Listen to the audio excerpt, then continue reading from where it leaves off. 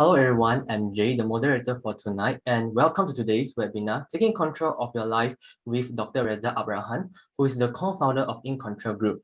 In Control Group aims to empower people from all over the world to be in control of their lives and careers. Their co-founder, Dr. Reza, recently also published a book by the title In Control, which focuses on a systematic approach to taking full control of your life and career. We are glad to have Dr. Reza today to discuss 3 of the 16 approaches in Control for how to effectively build your network.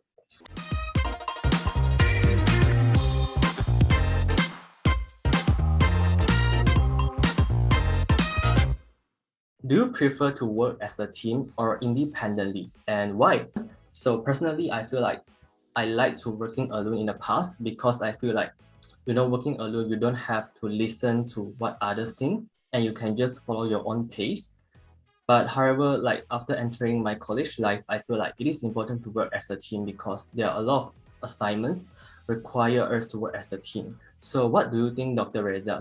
I think I kind of agree with you because I personally, when I started my own career, when I was in my early 20s, one of the things that I realized was that I was very, very good as an individual player. So generally, when you are going into organizations or as an individual, when we grown up, it always goes like this, that there are two groups of people in any organization. When you look at it, like some of them, we call them as a Mr. I, and some people, we call them as Mr. T. So Mr. I is our individual player, Mr. T are team players. If you remain as a Mr. I, you might grow for a while in any situations that you are, but then slowly you realize that people start to dislike you because you're someone who thinks always selfish. People look at you as like someone who has a lot of ego, and you're not really acknowledging everyone else's strength and weaknesses as well. So every one of us, we have our own blind spots. There are certain areas that you may not be able to know it if you're just working as an individual. It means that you don't really realize that, hey, you know what? I can actually improve myself in certain areas. But you need to understand that if you want to create a good synergy, if you want to grow up in any organization or any team per se, even in an assignment at the school, you've got to learn to work as a team. You have to learn it. So the best way to do that is by opening up yourself to ask the people around you, right, to give you some feedback.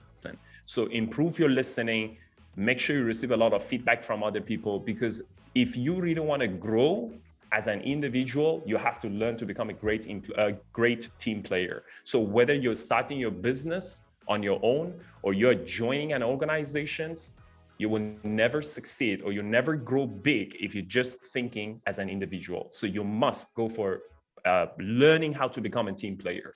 When it comes to making a connection, so personality is more essential than appearance. So do you agree with this statement and why? So what do you think, Dr. Reza? Okay, first let's define what is connection. Most people define connection as like, your ability to connect with other people, maybe relationship, How many of you have ever met someone for the first time? You look at that person and say, I like this guy. I like him. And I'm pretty sure you have seen some of your friends or, the people that you know them, and you know that person for like such a long time, and you still think like, I don't like this guy. And then people ask you why. You say, I don't know. I just don't like this guy. And you don't even know why. And you know what is that?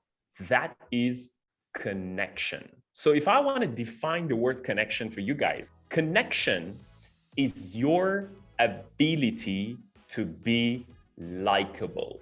That is exactly the definition of a good connection. So therefore, sometimes when you meet people for the first time and you really feel that, I like this person, is simply because they have this quality that we call it as likability skill. And likability, basically, it's the core of the whole connection that we are having with other people. So what does make someone likable? The tricky things about connection or likability skill is that all we can talk about it is always 50-50. 50% is the skill sets that you have that makes you very likable. The balance 50%, unfortunately, is something that we are born with it. It's like likability actually is like a sense of humor. It's a skills that 50%, it comes from us because you have it. And some people, unfortunately, they don't have the likability skill. Do you prefer to connect with people that are similar to you or with people who are entirely different from you? I learned this lesson many, many years ago from this guy by the name of Jim Rohn, who was one of my mentors. He said, you are an average of 5 people you're spending most of your time with. So what does that mean? We call this as a law of average, law of 5. I can literally sit with any one of you here, and I can just ask you to describe to me who are the 5 people that you spend a lot of time with. And I can almost, with a very high level of certainty, predict your future. If you are surrounding yourself with the people who are like, poor, the people who are always negative, always nagging, this one cannot do, they're always a complainer, they're very pessimist, and they don't have even any goals in their life, and they're not going anywhere. I can tell you that 5 years from now, 10 years from now, you would be exactly the same person. But if you spend a lot of time with the people who are rich, successful, passionate, they have like great goals in their life, they have a great network, they're very positive people, they're opportunists, they're very optimist people, don't be surprised. You would be the same person in 5 to 10 years from now. What if I am surrounded with a lot of negative people? Learn to love negative people from distance. What if that negative person is my parents? What if that negative person is my brother, my sister, or later on, once hope all of you guys get married, you get a job, and then like your spouse, it could be your boss, it could be your colleagues, yeah. Then go back again to the principle from Jim Rohn. You are an average of how many people? 5 people. So if one is negative, make sure the other 4 are very, very good quality people, very positive people. If 2 negative, make sure the other 3 are super duper positive and good quality. It really influences your life, like who you spend time with. This is how it works. You can't change everybody around you, but you know what? You're in control. You're in control of who you spend a lot of time with. What can I do now to prepare for my first job? To prepare yourself for the first job. Okay, so first of all, let's define like what is your job. Okay, so the first things that you need to know is that to make sure your first choice in any things that you want to do. So job, it could be, for example, for some of you, maybe you want to start your own business, or some of you, maybe you just want to join an organization, right? If I am you at the age of 21, 22, I would definitely join an organization first. I know some of you would say like, oh, you know what? I want to start my own business. I want to be free. I want to be in control. Yeah. But there are certain things that it's good for you to know and learn it from other people before you start your own journey. Richard Dawkins, he said like this.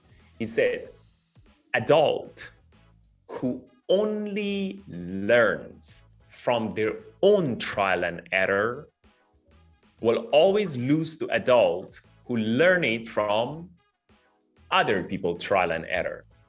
The first things that you need to do in order to be prepared for your first job is to identify like, who I want to be 5 years from now and 10 years from now. For example, you want to join PwC.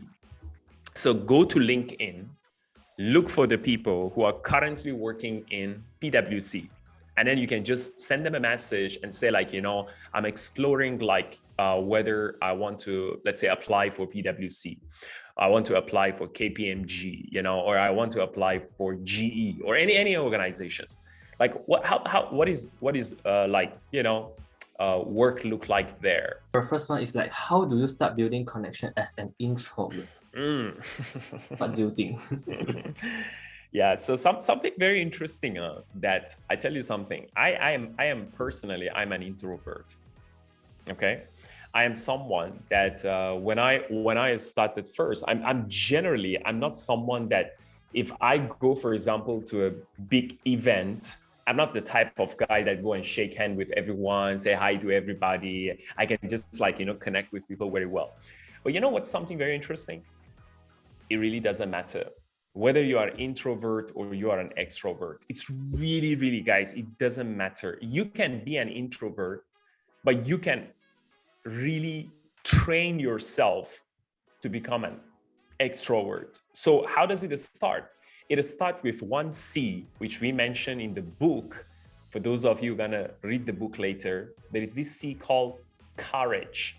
So courage basically is your ability to get out of your comfort zone and do something you have never done before. So it really doesn't matter whether you're introvert and extrovert. Of course, for extrovert would be much easier to connect with other people because you're very outgoing, they're very outspoken. But you know what's very interesting is that introvert generally, they're better observer. They can look at the people and you just need to get out of your comfort zone. That's it. So here's the thing. Don't take it as an excuse that, oh, because I'm an introvert, that's why I can't connect with a lot of people.